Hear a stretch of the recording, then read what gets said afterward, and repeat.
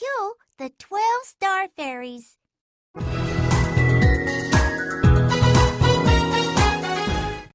고대 국가에서 조선, 심지어 근대에 이르기까지 여인들이 가장 먼저 해야 할 사회적 역할은 특별한 일이 없는 한 남편의 내조에 힘쓰는 것이었다. 세심하고 꼼꼼하게 남편이 바깥일에 집중할 수 있도록 집안을 관리하고 아이들에게 좋은 어머니가 되는 것. 그것이 여인들 삶의 목적이었고 전부였다. 물론 오늘날의 가치에 기반을 두고 보면 참으로 터무니없는 이야기지만 당시에는 그것이 정설로 받아들여졌고 실제로 이루어졌었다. 조선을 세운 태조의 경우를 보자. 나라를 세우고 정비하는 데 정신이 없는 이성계를 대신해서 부인인 신덕왕후와 신의 왕후는 가정을 책임져야 했다.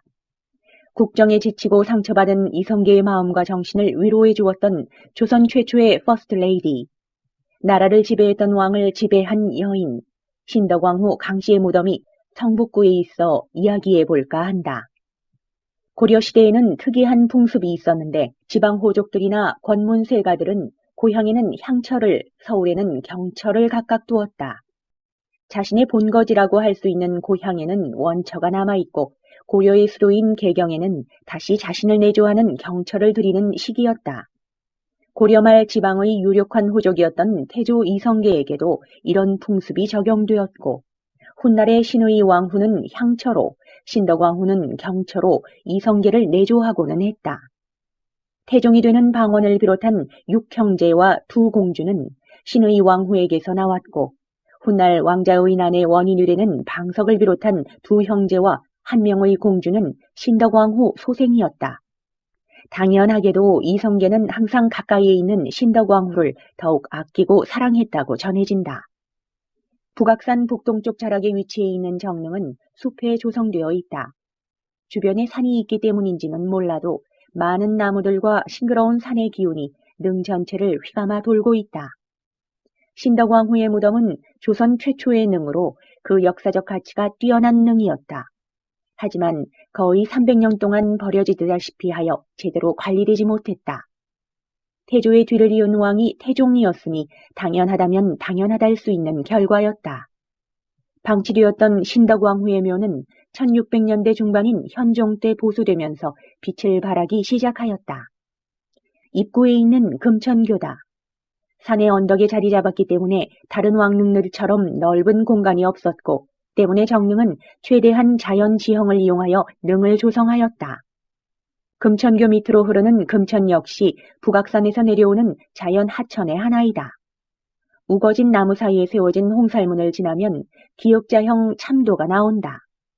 위에서 이야기했듯 자연 지형을 거스르지 않는 건축이었기 때문에 일반적인 일자형 참도가 아닌 기역자형 참도가 등장한 것이다. 홍살문에서 좌측으로 조금 들어간 곳에 있는 정자각이다. 제사를 지내고 준비하던 곳으로 조선 후기에 건설된 건축물이어서인지 훼손이 심하지 않고 깔끔한 모습을 유지하고 있다. 정자각 북측에는 비각과 수복방이 나란히 들어서 있다. 비각은 조선 말인 고종 때 세운 것으로 대한신덕 고항우 정릉이라 적혀 있고 뒤에는 음기가 쓰여 있다. 고종이 직접 쓴 어필이라고 한다. 정릉은 현재 성북구 정릉에 위치해 있지만 신덕왕후의 무덤이 처음부터 이곳에 있었던 것은 아니었다. 본래 능이 위치한 있던 곳은 서울 중구 정동으로 현재는 영국 대사관이 들어서 있는 곳이었다. 신덕왕후를 각별히 사랑했던 태조는 그녀의 죽음을 무척 슬퍼했고 자신이 언제라도 가볼 수 있도록 덕수궁 바로 뒤편에 능역을 조성하고 신덕왕후 옆에 자신이 묻힐 자리까지 함께 마련해 놓았다. 뿐만 아니라 능 동쪽에 흥천사라는 사찰을 세워 매일 제를 올리게 했고 제를 올리는 아침 종소리가 들리고 나서야 아침 수라를 들었을 정도로 그녀의 죽음을 애도하였다고 한다.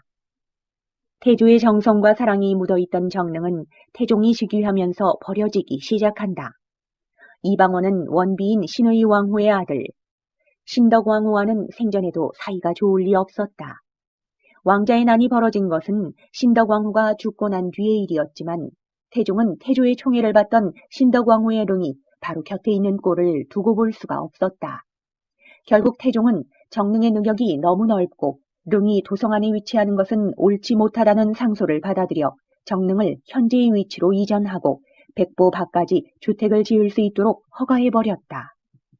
또한 정릉을 이전하면서 봉부는 깎아버렸고 정자각은 헐어버렸으며 성물들은 모두 땅에 묻어버렸다. 후에 청계천 광통교에 이 성물들이 쓰이게 되었으니 일반 백성들이 왕비의 능에 조성되었던 성물들을 밟고 다닌 셈이었다. 철저하게 정릉을 훼손한 태종은 선덕왕후 역시 기록에서 왕비가 아닌 후궁으로 끌어내렸다. 결국 300여 년 후 복권되기 전까지 이성계가 가장 사랑했던 여인은 종묘에도 배향되지 못했던 것이다. 자신의 아들이 사랑하는 여인의 무덤을 훼손하고 그 지위를 끌어내리는 것을 보며 이성계는 어떤 생각을 했었을까? 포악하고 자신을 거역하긴 했지만 피로 묶인 아들, 그리고 온 마음을 다해 사랑한 지금은 죽고 없는 여인. 조선 건국이라는 대업을 이룩한 이성계였지만 말년에는 개인적 불행이 겹친 힘든 하루하루를 보내야 했을 것이다.